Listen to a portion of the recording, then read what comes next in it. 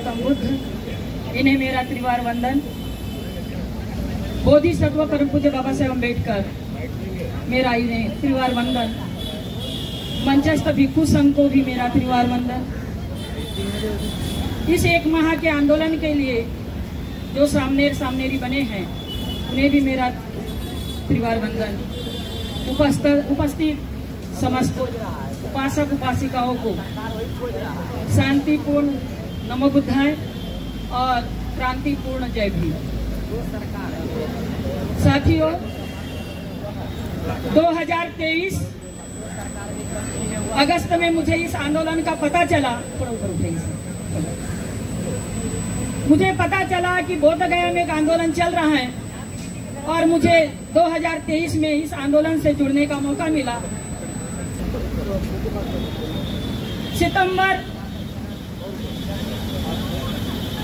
सितंबर में जो पटना में आंदोलन हुआ, उस आंदोलन में हम काफी संख्या में उपस्थित हुए और वहां से फिर सिलसिला शुरू हुआ।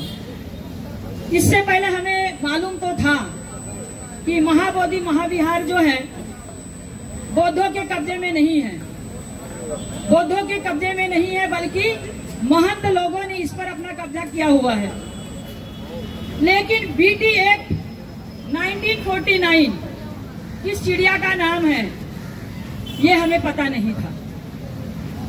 ऑल इंडिया बुद्धिस्ट फोरम सम्मानीय आकाश लामा जी, इनसे जुड़ने के बाद हमें पता चला कि बीटी एक्ट 1949 क्या है और इस एक्ट के तहत कैसे बौद्धों के अधिकारों का हनन किया जा रहा है।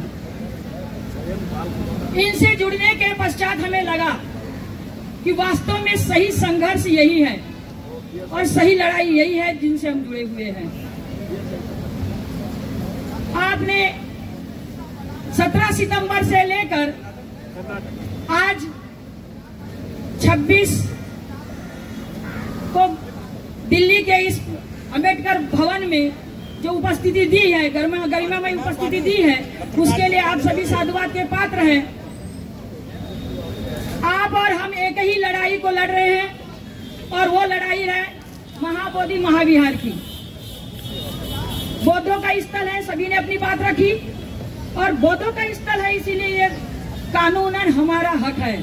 मैं हमारे पूज्य भंते धम्मशिखर जी को साधुवाद देती हूँ कि जब उन्होंने बालाघाट में आंदोलन छेड़ा और वहां पर एक तख्ती लगाई थी, उस तख्ती में लिखा हुआ था भारतीय संविधान सिद्ध है और 1949 एक्ट रद्द है। मुझे ये पढ़ करके बहुत अच्छा लगा। हमारा इतिहास गवाह है, इतिहास गवाह है कि इस लड़ाई की शुरुआत अनागारिक धम्मपाल जी ने की। बोधगया में महाबोधि विहार की दुर्दशा देख करके वे रोए, ये इतिहास का बताता है। और उनकी लड़ाई व्यर्थ नहीं गई, उनकी लड़ाई का ही नतीजा था, उनके संघर्ष का ही नतीजा था कि महाबोधि महाविहार में हमें पूजा अर्चना करने, प्रवेश करने की परमिशन मिल गई। अन्यथा हमें वहां घुसने की भी परमिशन नहीं थी, ये आप सभी लोग जानते हैं। और सबसे अच्छी बात आज हमें आशावादी जो बनाती है वो ये बात है कि हमारी पहली लड़ाई जो अनागारिक धम्मपाल जी ने शुरू की थी, उस लड़ाई में हमें जीत हासिल हुई। और वो जीत हमारी थी कि हमको महाबोधि में प्रवेश करने का अवसर प्राप्त हुआ। वो पहली जीत थी हमारी। 1992 पूज्य भंते सुरई ससाई जी, उन्होंने दूसरी लड़ाई शुरू की। दूसरी लड़ाई में आंदोलन चला, मैं स्टूडेंट थी उस समय, नहीं हो सकी इस आंदोलन का हिस्सा। 96 तक के टप्पे चले, टप्पे जो महाराष्ट्र में कहे जाते हैं, वो टप्पे चले और उन टप्पों का फल ये आया कि भंते सुरई ससाई जी ने जिस लड़ाई को शुरू किया था, उस लड़ाई में हमें एक हमारा जो मेंबर था बीडीएमसी में वो गए और वो थे पूज्य प्रज्ञाशील भंते जी, जिन्हें बीडीएमसी में महासचिव बनने का अवसर मिला। ये हमारी दूसरी जीत थी।